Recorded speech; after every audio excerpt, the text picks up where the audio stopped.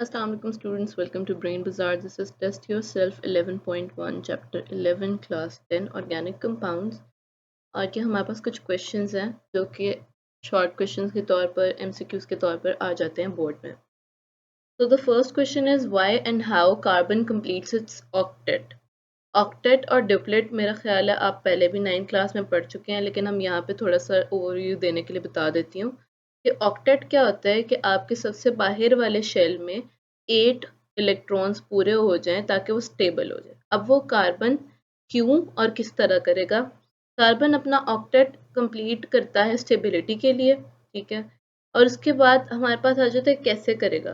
तो उसकी 4 वैलेंसी होती है, टेट्रावेलेंट होता है, तो वो दूसरे कंपाउंड्स दूसरे एटम्स के साथ मिलकर कंपाउंड्स बनाता है कोवलेंट बॉन्ड्स के through. The second question is properties of carbon responsible for the formation of long chains of carbon atom compounds. या इसी क्वेश्चन को चेंज करके भी कह सकते हैं what are the reasons of larger और abundant amounts of organic compounds. तो हमारे पास ये 4 ही हेडिंग्स आएंगी. Catenation, tetravalency of carbon, strong covalent bonds between the carbon and versatility of the bonds. आप इसको रीड करोगे तो आपको खुद ही आइडिया हो जाएगा कि इससे लॉन्ग चेन्स और रिंग्स बनेंगे आपके पास. Ability to form long chains and rings by bonding with other atoms, सबसे पहले आ जाएगा कैटिनेशन. टेट्रावेलेंसी में आ जाएगा 4 वैलेंसी होती है और कॉम्प्लेक्स स्ट्रक्चर्स बनते हैं. कार्बन कार्बन का स्ट्रॉन्ग बॉन्ड आ जाएगा हमारे पास स्टेबिलिटी के लिए. वर्सेटिलिटी में हमारे पास आ जाएगा डिफरेंट टाइप्स ऑफ बॉन्ड बन जाते हैं जैसे सिंगल, डबल एंड ट्रिपल, ताकि वैरायटी ऑफ स्ट्रक्चर प्रोड्यूस हो सके. Third question is why are the melting and boiling points of organic compounds low. क्यों होता है ऐसा. क्योंकि इसमें वीक इंटरमोलिक्यूलर फोर्सेस होते हैं. इंटरमोलिक्यूलर फोर्सेस और बॉन्डिंग अलग है. इंटरमोलिक्यूलर फोर्सेस होते हैं अपने एटम्स के साथ. अब जो ऑर्गेनिक कंपाउंड्स होते हैं उनमें वैंडर वॉल फोर्सेस होते हैं और डाइपोल डाइपोल इंटरेक्शन होती है जो बहुत ज़्यादा वीक होती है. और कोवलेंट बॉन्डिंग आयनिक बॉन्डिंग से थोड़ी कम है. इटसेल्फ वो स्ट्रॉन्ग है, लेकिन आयनिक बॉन्डिंग से अगर हम उसको कंपेयर करें जो इनऑर्गेनिक में होती है उससे ज़्यादा ये वीकर है. मॉलिक्यूलर स्ट्रक्चर भी इसका स्मॉल होता है, इसीलिए इसको तोड़ना आसान है. That's why it's melting and boiling point is low. ठीक है. Why are organic compounds poor conductors of electricity? As I have told you in previous lectures, जहाँ पे हमने कंपेयर किया था ऑर्गेनिक इनऑर्गेनिक को, कि ऑर्गेनिक का कोई लेना देना नहीं है चार्जेस से एज, ठीक है.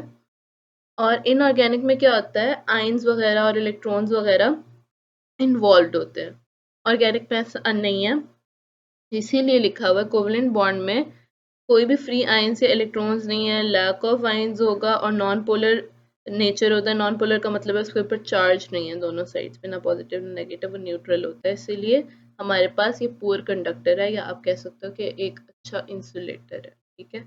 इसका क्वेश्चन ये भी आ सकता है, why are organic compounds good insulators towards electricity.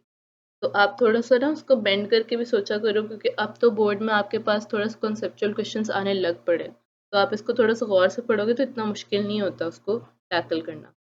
So final question is reasons for the formation of millions of organic compounds, which is almost same towards the question number 2, जिसमें हमारे पास कैटिनेशन है, isomerism है, versatility है, functional groups हैं, multiple bonding है, और इन सब की वजह से हमारे पास ऑर्गेनिक कंपाउंड ज़्यादा बनते हैं. कैटिनेशन से कैसे बनते हैं, कार्बन कार्बन लिंक करेगा, लॉन्ग चेन बनेगा, लार्ज रिंग बनेगा, और हमारे पास ढेर सारे ऑर्गेनिक कंपाउंड्स बन जाएंगे. आइसोमेरिज्म में हमारे पास डिफरेंट वेराइटी ऑफ स्ट्रक्चर्स आ जाएगी. वर्सेटिलिटी ऑफ बॉन्डिंग में अगेन हमारे पास डिफरेंट वेराइटीज़ आ जाएंगी. फंक्शनल ग्रुप में हमारे पास डिफरेंट कंपाउंड्स आएंगे. फंक्शनल ग्रुप का लेक्चर आगे आएगा इंशाल्लाह, तो आप तब देखिएगा, उसको डिटेल में पढ़ेंगे.